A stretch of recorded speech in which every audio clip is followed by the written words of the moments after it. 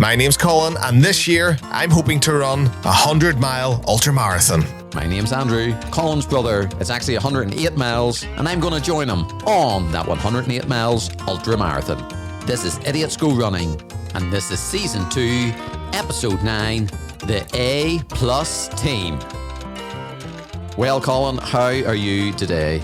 Andrew, I am absolutely fantastic, and the countdown is on, Andrew. The countdown is on. The countdown to what, Colin? The countdown to our 108-mile ultra marathon, Andrew, on the 1st and 2nd of June. And of course, the countdown's been counting down for me since the start of the year, but you had to get Sheep's Head over you. So Sheep's Head was last week, and Colin, how did you get on your 50-mile run down south in Sheep's Head? Well, Andrew, I didn't put a foot wrong. And do you know why I didn't put a foot wrong? Why is that, Colin? The thing didn't go ahead. So Sheep's Head, I had planned to do a 50-mile run, actually 50.4-mile run in Sheep's Head, which is down towards the southern point of Ireland. And it's amazing, Andrew. Unfortunately, there was a storm, Andrew. I did not sign up for Sheep's Head, as I've maybe said in the podcast before. I have one goal this year and one goal only. I didn't want to run it because I thought if I run that, at the end of that, I might go, there's no way I'm going to run 108 miles. And ignorance is bliss. I just want to turn up in the day, take it in the chin down 108 miles. We do Secret Santa. And for our Secret Santa this year, or last year as it is now, I got you an Airbnb for Sheep's Head, didn't I? I was going to go hardcore, sleeping in the car, have all my stuff there, have all my food ready to go the next day. I was going to do it the real way, Andrew, but you went and got me accommodation and all that nonsense. The real way? That's an idiotic way, which I know irony with our podcast being called Idiots Go Running, but there's... Exactly. It's Idiots Go Running, Andrew. You've got to do things differently. I know, but it's Idiots Go Running. That means there's two of us. You don't go and be idiotic by yourself, Colin. Then the podcast would be called Idiot Goes Running, and it's just not as fun. So you were being an idiot go running. If we're going to do things right, we'll do it idiots. We'll do it together. So you were going to drive 6 hours down the south of Ireland, sleep in your car, wake up the next morning, go on maybe a 10-hour run or whatever it'd be, and then a 6-hour drive back. And I was like, no, I'm getting you an Airbnb. So I got you an Airbnb. Everything was grand. And then on the Thursday night, I got a message from the Airbnb host saying, is your brother still coming down? The weather doesn't look very good for this Saturday. So straight away, I looked on the weather forecast, and she was correct. The weather did not look very good for this Saturday. In fact, there was a storm. What was the name of the storm that came? Well, up north, I don't know if it was different down south, Andrew. I'm sure it was the same, but it was Storm Kathleen, and Storm Kathleen was raining havoc over Ireland, Andrew. The whole of Ireland. Most areas, 99% of areas in Ireland, Andrew, had yellow weather warnings. But oh no, not down towards Kerry, Andrew. What was Kerry? Kerry and Cork, there was 4 counties, and they had an orange warning. Yeah. Now, I'm not sure what all these colours means, but I know orange is worse than yellow. Yeah. It said the most dangerous time in the whole storm was going to be between 8 a.m. on Saturday morning to 5 p.m. on Saturday. That was the worst possible time that the storm was going to hit. And that just so happened to be the exact time that the Sheep's Head Ultramarathon was on. But there was 40 to 60 mile an hour winds, and they actually changed the course layout when they said, right, there's an orange weather warning. We're not going to cancel it. We then looked at the official website, and on Thursday it said we've changed the course, we've cut it down to 42 miles, maybe, was it? 42 miles. And we've moved it inland. I'm always very optimistic, Colin, always a very optimistic person, but I said to you, I don't think this is going to go ahead. There's no way, for health and safety reasons, I don't believe this event can go ahead. So you know what I did, Andrew? What, Colin? I went and got all my stuff together, and I packed the car, because I was like, until they say no, I was going to be at that starting line. Because they said on Friday they would have an update. They would post one way or another. Everyone would be updated on Friday at around 1, I think. I wasn't being put off by 68 mile an hour winds, Andrew. 68 mile an hour winds doesn't worry me. See if the wind's at your back, I could have got my fastest ever sort of mile. I would have been... Colin, you wouldn't have had to run. 68 mile per hour winds. All you do is jump, open your arms, and hope the wind catches you, and you just fly into the distance like Mary Poppins, minus the umbrella. Well, so I would have done that, Andrew. Would have had my jacket on, and I would have been one of them flying squirrels just breezing across this track, Andrew. I could have done something so special. But oh no. Across the track, you would have ended up in America. You would have been closer to Mountain Hags by the end of this race than us, Colin. Well, 68 miles per hour wind. That's madness. Absolute madness. It would have been fun, but it came back that it was cancelled. Unfortunately, I then cancelled the Airbnb and it was too late to cancel. So does that mean I still owe you a Christmas present, Colin? I don't know whether you still owe me a Christmas present or I got extremely ripped off for Christmas, Andrew. What have I got to show for it? Nothing. Absolutely nothing. Obviously, you were a bit disappointed then, Colin. Yeah. You were gutted, actually, weren't you? Never mind a bit disappointed. You were absolutely gutted. No, but then you take it on the chin, Andrew. Do you know what I did? I went out and I did 40 miles that day. Well, 40 point something miles that day. For Saturday now. So this is Friday. It was cancelled. And then the next day, you went out and done 40 miles. Yeah, so we still had a yellow weather warning. It was still a bit windy. It still wasn't great.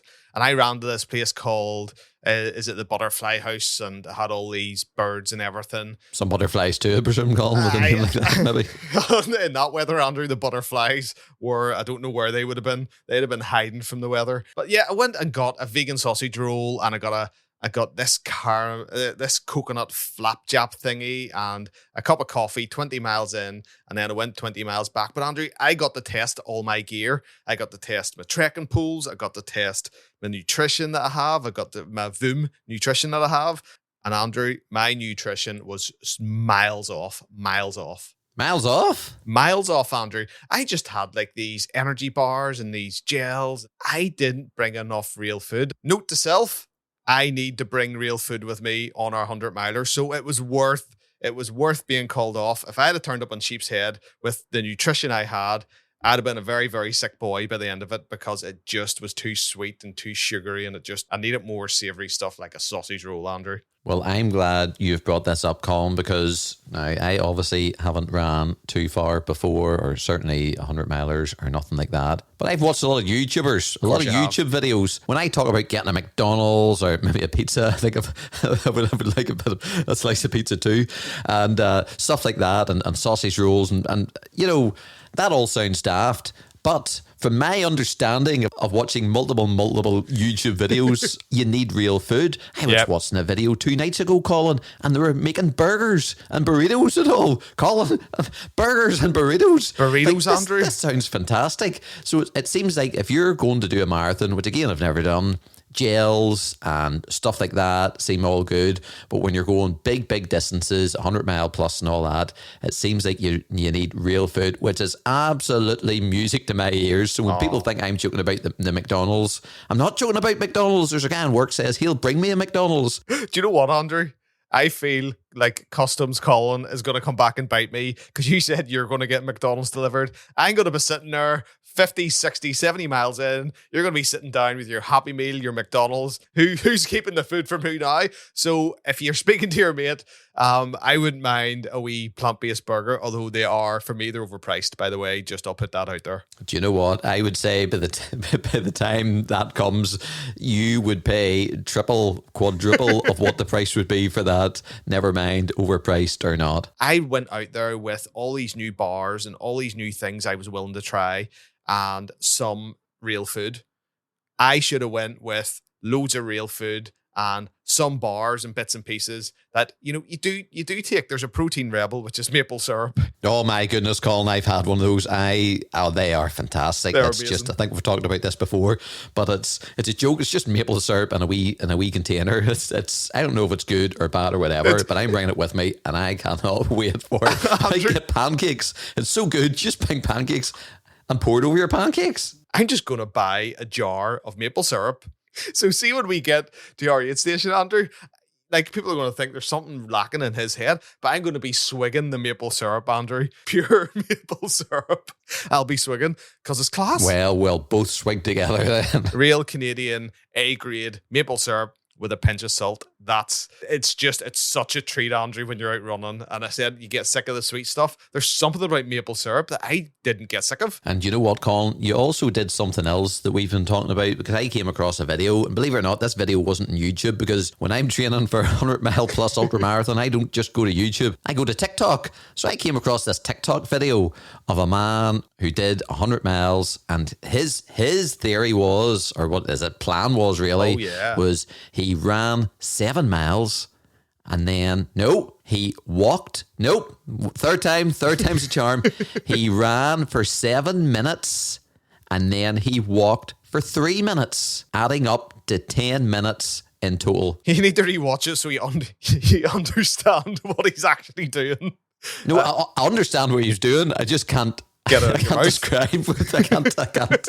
It was like 7 minutes or 7 miles. It's hard, Colin. It's tricky. It's tricky. So 7 minutes running, 3 minutes walking. And I said this to you, and amazingly, you had seen the same video. So, Andrew, I took off that day, and one thing in my head was, I'm going to do this the whole way. Now, this is probably different because, hill or not, I ran the hill or walked the hill or whatever it may have been. But Andrew, it was game-changing, because see that 7 minutes running? You're running, and then you're looking forward to your 3 minutes walking. That 3 minutes walking time is when you take on board your nutrients, your drinks, your liquid, all that stuff.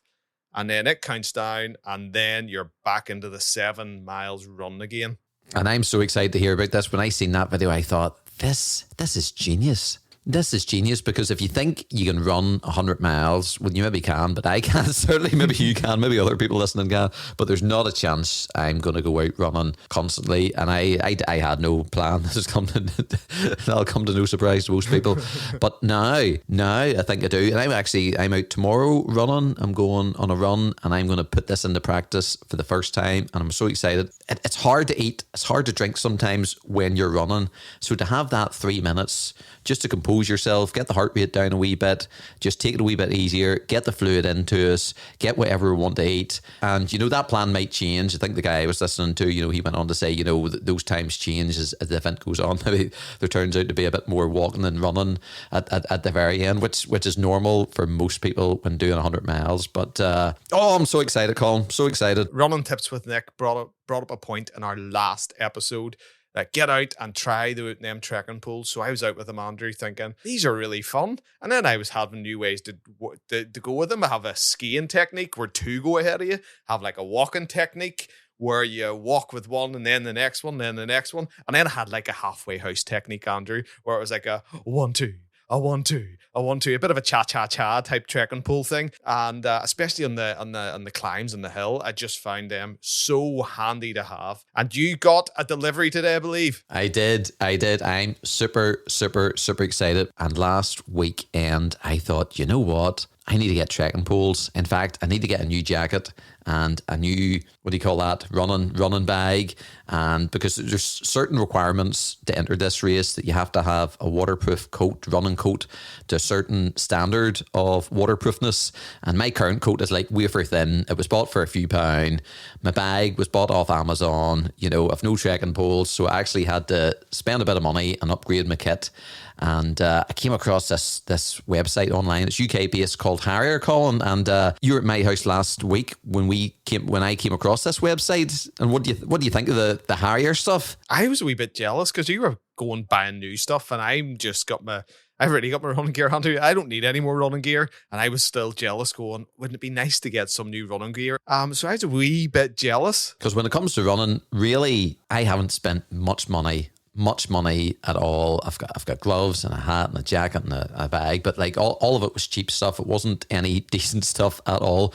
The only thing I did have was my trail running shoes that are Nike, which I'm really, really over the moon. So last week, Colin, I've been putting all this off for ages. I decided to go to Harrier Trail Running and buy a jacket. I bought the bag, I bought the poles, bought new socks and another pair of Nike shoes, because apparently we might hear in a later tip. I got a heads up from a Nick tip about changing shoes. I'm spoiling the next tip. Andrew, Sorry, Nick. Sorry to do this, but because of your tip, I have now got 2 pairs of trail running shoes. You've got your professional jelly, your professional poles, your professional bag, your spare pair. Andrew, you're not as much of an idiot as you're making out to be now. Do you know what, Colin? It's interesting you say that because when I now think back of that 40-mile ultramarathon we did, like, I woke up that morning in the caravan, and when I look back at what I did and what I had and what I was wearing and how I taped up my leg, mummified it, if you will, I thought, wow, that was actually a little bit ridiculous, Colin, now that I look back on it. You spent half your flipping morning putting deep heat into sandwich bags. Like, Aye, I did. You could have been eating breakfast and doing other things and getting yourself ready and looking after yourself. Oh no, Andrew's rubbing on the deep heat and putting it into sandwich bags. So I feel like there's progression here of like running progression of doing stuff. And you know what? I might well look back at this 100 miler and go, my goodness, what I'm up at, what an idiot, or I might not. I might just retire after this. I don't know. We'll have to see. But I do. The fun thing about this podcast is I'm on a journey. You're on a journey. The listeners are on a journey with us to see how we're going to get on. And I am learning an powerful amount about running and about running gear and about eating stuff and all, and I'm really enjoying the journey, to be honest with you, Colin. Andrew, it's so much fun, and you were talking about our listeners. Do you want to jump into feedback? Feedback from who, Colin? Feedback from Matt Nags. Let's play the jingle.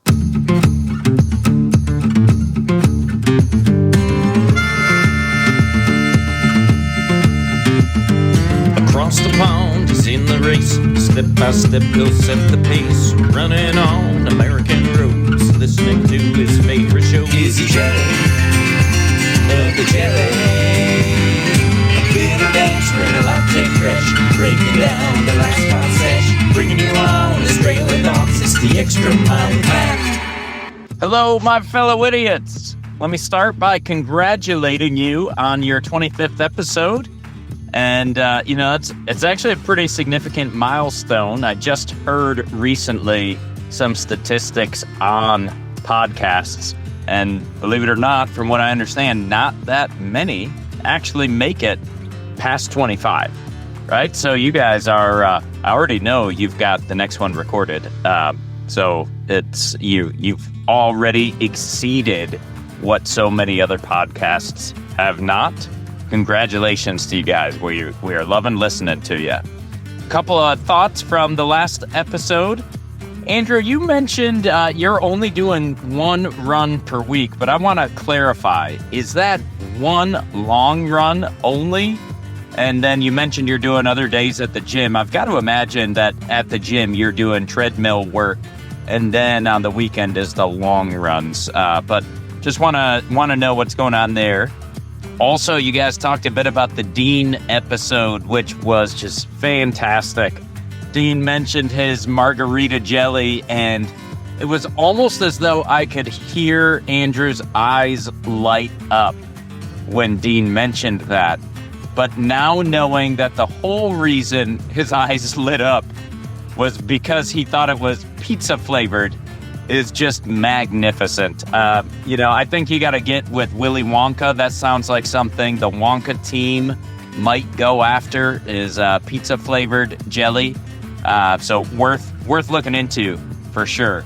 Also talking about the American Jello I sent you, which yes, does come in powdered form. Do be warned that if you follow the exact instructions as to how to make it, the consistency of American Jello is very different from the consistency of the UK jelly that you have sent me. American Jello does not hold form very well unless you cut back significantly on the amount of water that you use to make it. It's typically eaten with a spoon and kind of falls apart as you're, dipping into it with your spoon. So just be warned on that. Now, both of you were talking about your grades on training, because I had mentioned, that I would be going crazy with a C, C+. I want you to reframe how you grade your training, because I'm sensing, at least for Andrew, it may be that you're grading yourself based on your readiness for the big run. When I talk about grading training, it's for me, how am I keeping to my plan? How am I feeling? How am I doing with nutrition, with sleep, all of the things? So it's not about whether or not I'm ready for the race yet, the run, whatever it is I'm training for. It's about, am I being consistent? So I'm curious to hear both of your grades if you're looking through that lens. You also mentioned a nickname, Magic Matt. Funny story, I actually was given that nickname by my wife's family, which is even more odd, given a costume I was wearing one day where I was wearing a sport coat but no shirt underneath. So I was dubbed Magic Matt as a result. So let's not keep that nickname going. I'm loving the running tips with Nick. Great stuff. And the last thing I will say, I assume by the time this has aired, Colin will have completed the Sheep's Head Ultra. Colin, I'm just going to say it already. Congratulations. I'm sure whatever you've done is fantastic, no matter how it went. And we're all very excited to hear what you've learned, what the experience was like, and wishing you all the best.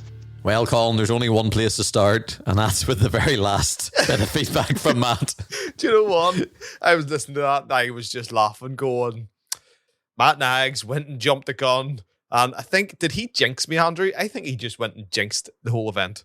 Well, what you have to remember is Matt Nags is an absolute professional. So's Nick when it comes to sending in feedback and their tips, because Matt would listen to the episode once. He then listens to the episode again. Bless you, Matt. We have to listen to the episode twice. Both of us. My goodness. Fair play to you.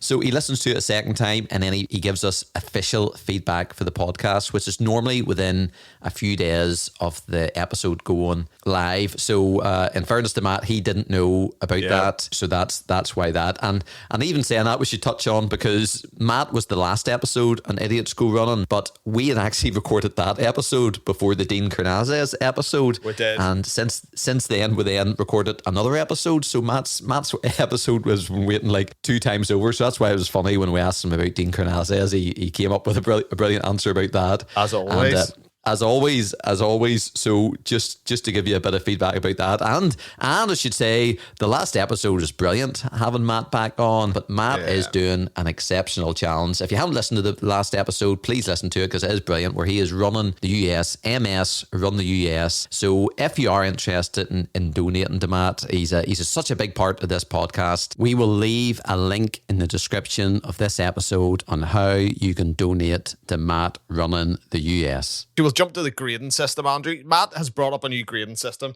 He says, grade yourself on 3 things. Are you keeping to plan, nutrition, and your sleep? So this is a great point, because I think the first month I graded myself at like a C-, and then the next month or 2 I graded myself at maybe a B- or a B or something like that. And it's okay to grade yourself, but it depends. Like he's hit the nail on the head. What does that mean? So when I go out running, like I give it all. When I'm at the gym, I give it all. We're talking A's here, Matt. We're talking A's. I give it all. But when I talk about like a C-, what does that mean? I think what it meant to me was, if I'm serious, or I should be serious for training for the 100 miles, if I was on a plan, and I'll get to that in a second, what would I be looking at? And I would give myself like a C-. Did you just say you're doing 100 miles and you're talking, and you just threw in there, Andrew, as if it wasn't part of it, as if, now, if I had a plan, so you don't have a plan.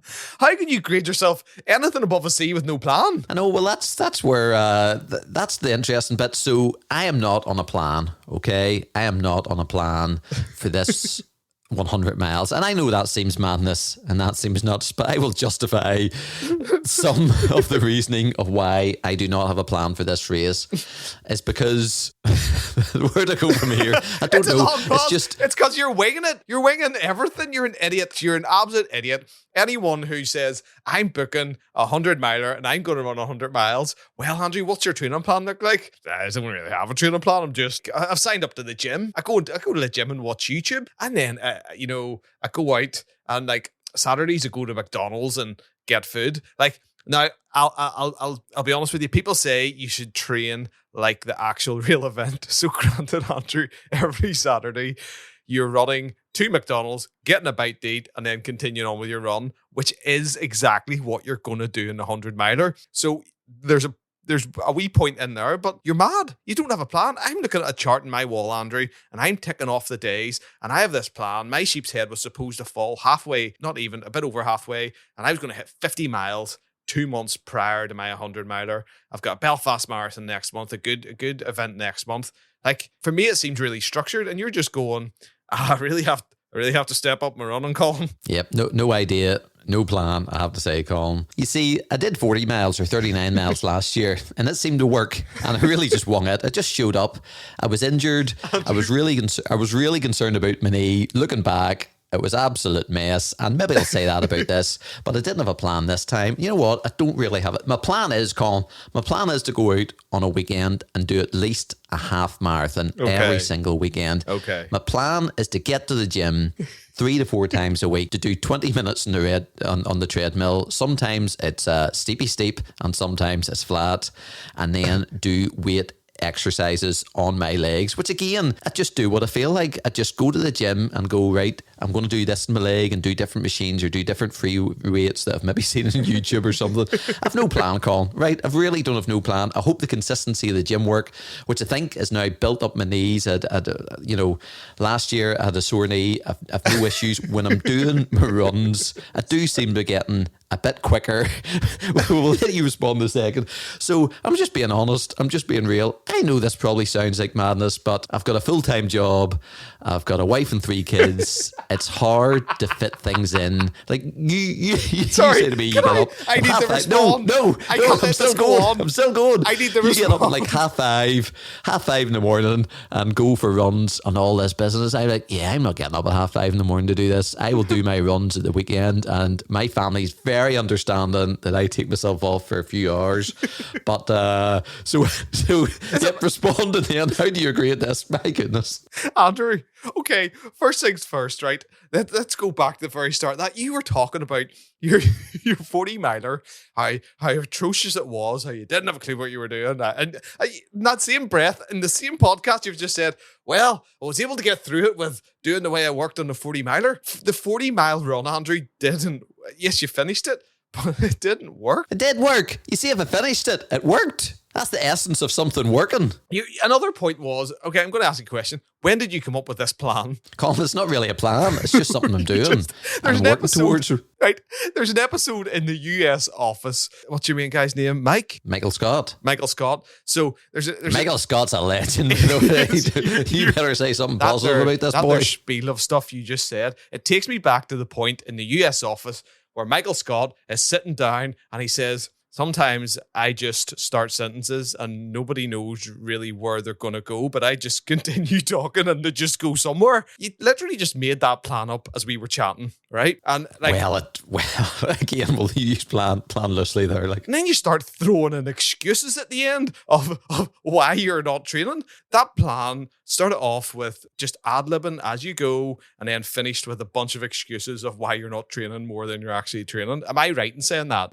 My family is not an excuse. My job is not an excuse.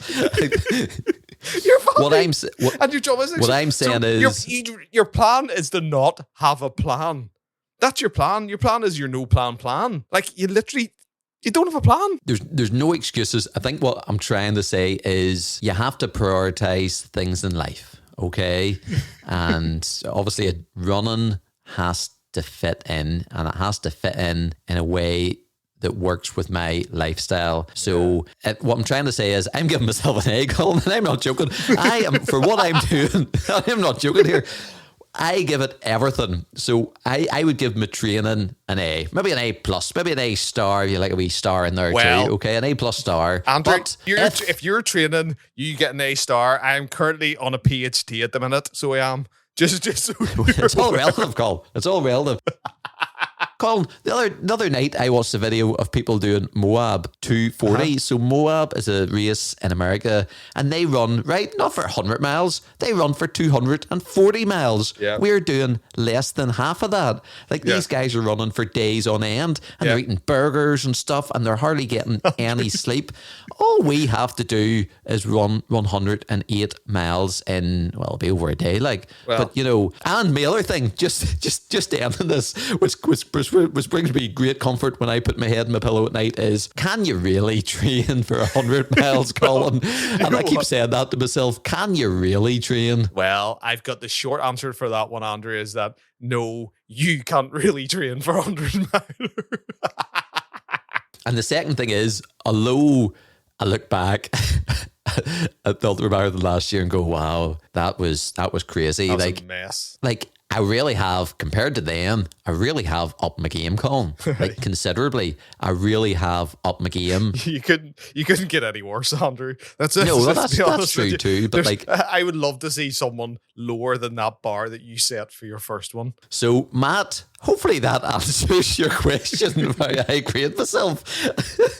Right, Andrew, we need... And I look back, I look forward to your feedback of what the last maybe 10 minutes of conversation about grades and plan or lack their plan has come to. A plus. He gave himself an A plus. An A flipping plus. What was Matt's requirements again? Tell me the three things. Are you keeping to your plan? Yes, I'm keeping to my non-plan. Next. How's your nutrition going? Very well. I'm eating stuff every day. Next. Are you getting enough sleep? Oh, sleep like a baby. So all three of those things give me an A plus in my eyes.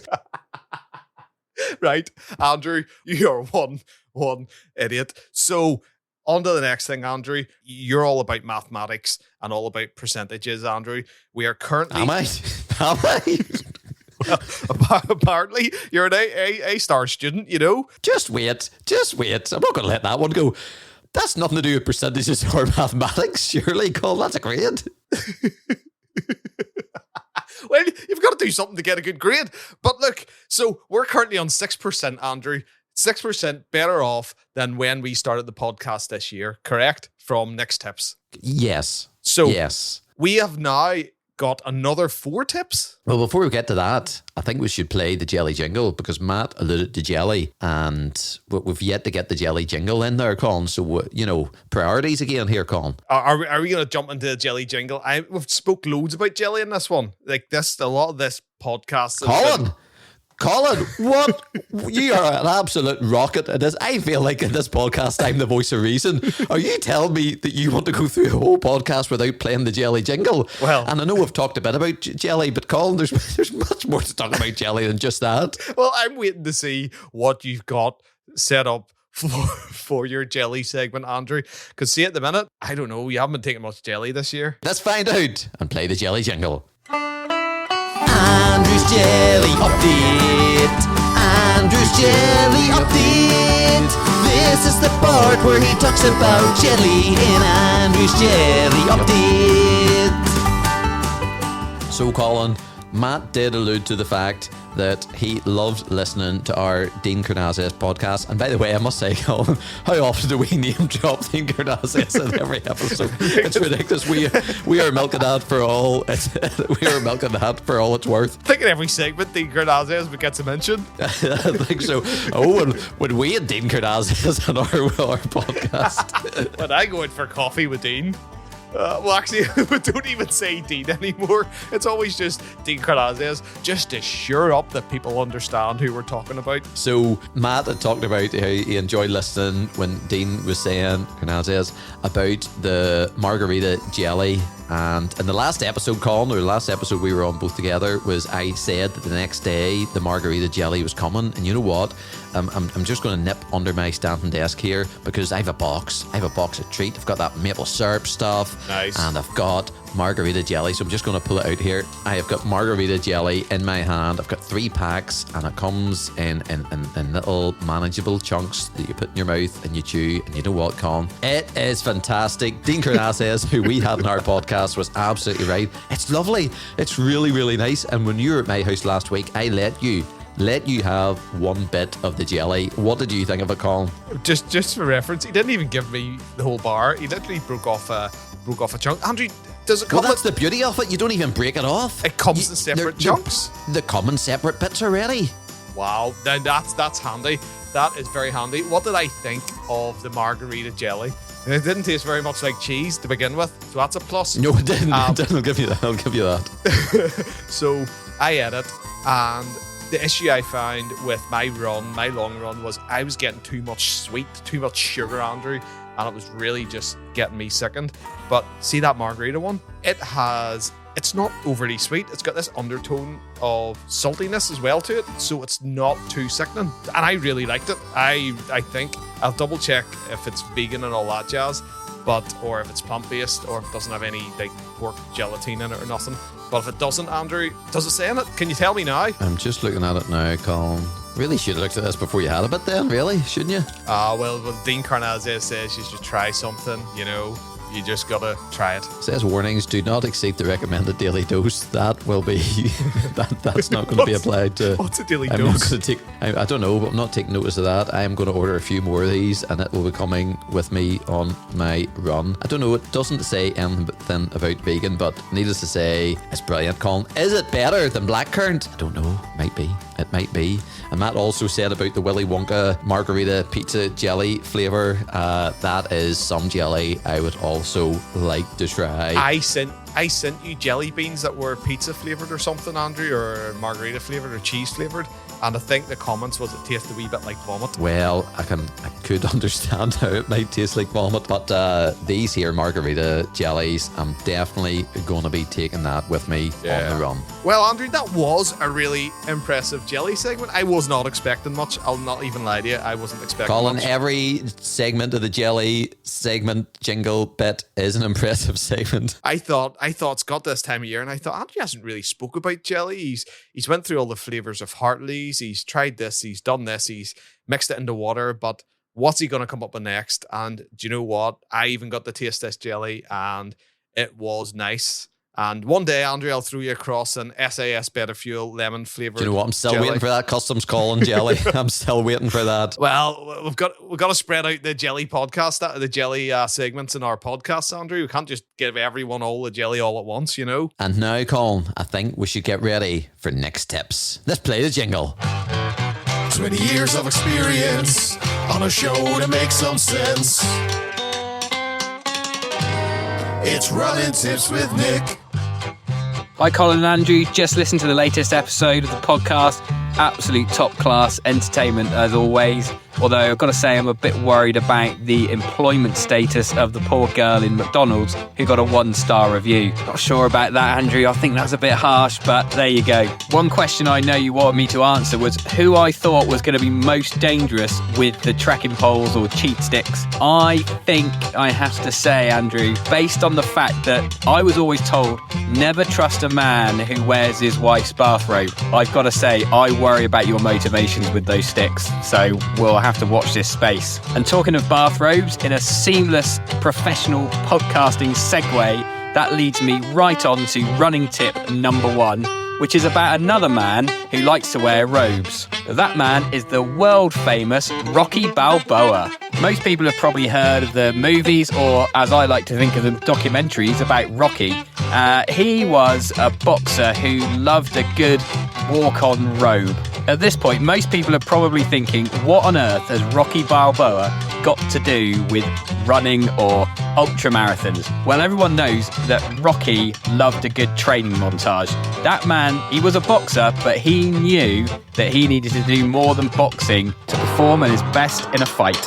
He would make himself super strong by chopping logs, running up snow-covered mountains, and doing sit-ups from a beam in a barn. And to be a good ultra-marathoner, you need to do something similar. You need to make yourself fit and strong in so many ways, because an ultra-marathon really does take a lot out of your body. I'd recommend running on all types of terrain, uphill, downhill, mud, road, as well as adding in lots of strength and conditioning. And by the time you get to the race, you too, if you put all of your training together in a little movie, you could have a montage just like Rocky. So first of all, Colin, Nick said it was about the 1-star review I gave that poor lady at McDonald's. I should just clarify that. I didn't give her the 1-star review. I gave the whole establishment a 1-star review. I wasn't singling out her. I was singling out the whole McDonald's establishment.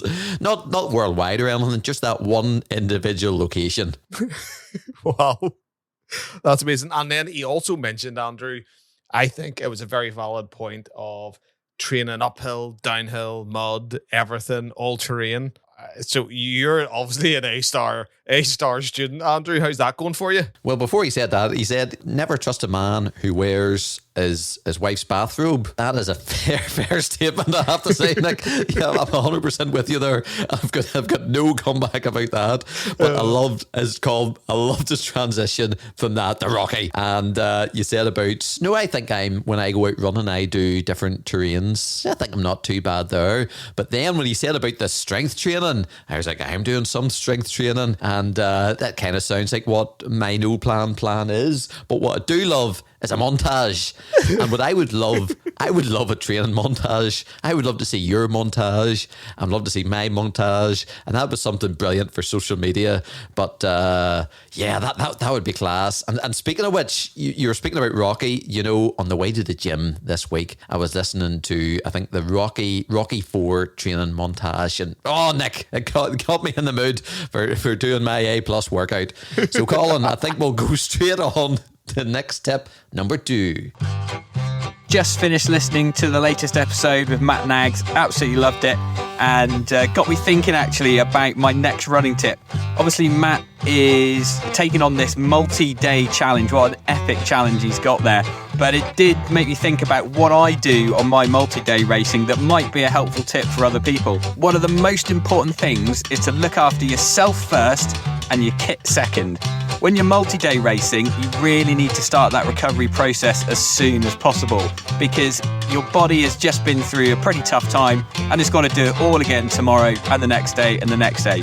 So as soon as you finish your run, refuel and rehydrate. Don't start, sorting out your bag and working out what kit you're going to wear the next day. That can wait, but your body needs to recover. So look after yourself first and your kit second. As always, great advice, Colin. What do you make of it? I think Matt should listen to that. I would say Matt has his plan, like yourself, Andrew, all detailed out and sticks to it. So if ours was a multi-day, I think there will be a lot of resting on day 2 for us, Andrew. I think so, but it is great advice, certainly for Matt. I think that's top advice.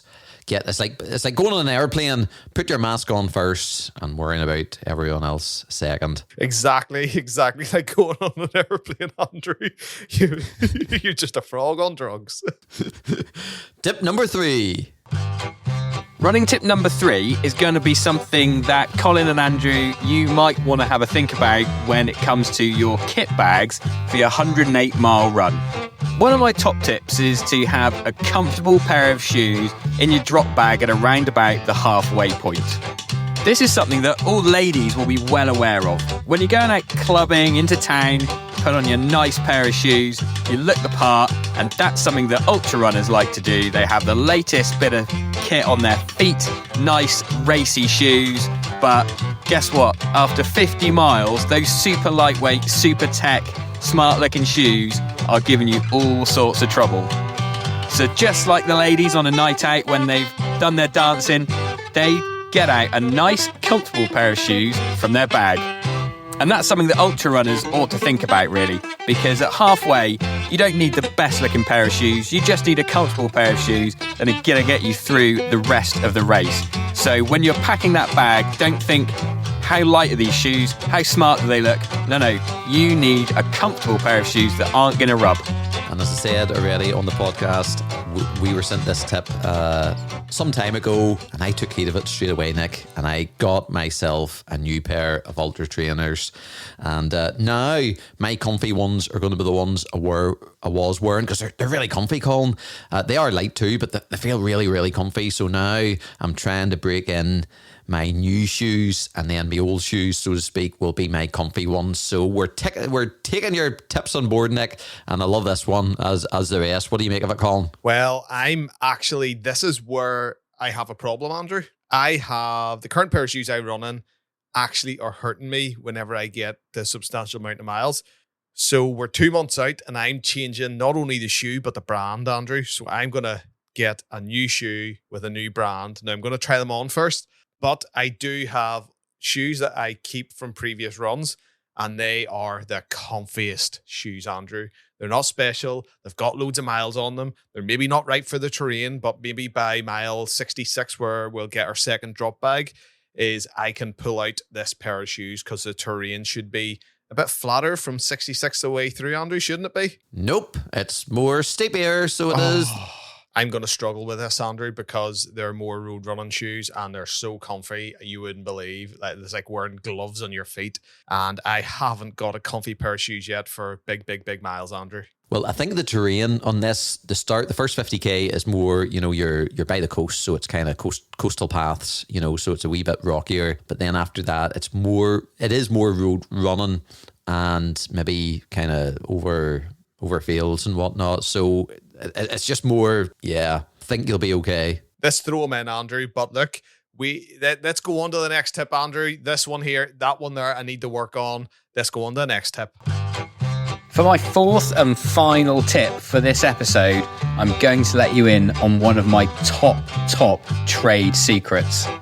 A super common question I get asked, and something we've maybe touched on over the course of these podcasts, is what do you eat for an ultra or during an ultra, and what food do you put in your drop bags that you can pick up on the way?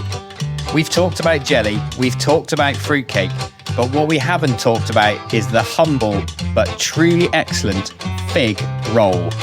In my opinion, fig rolls are just about the top-notch food that you can put in your drop bag.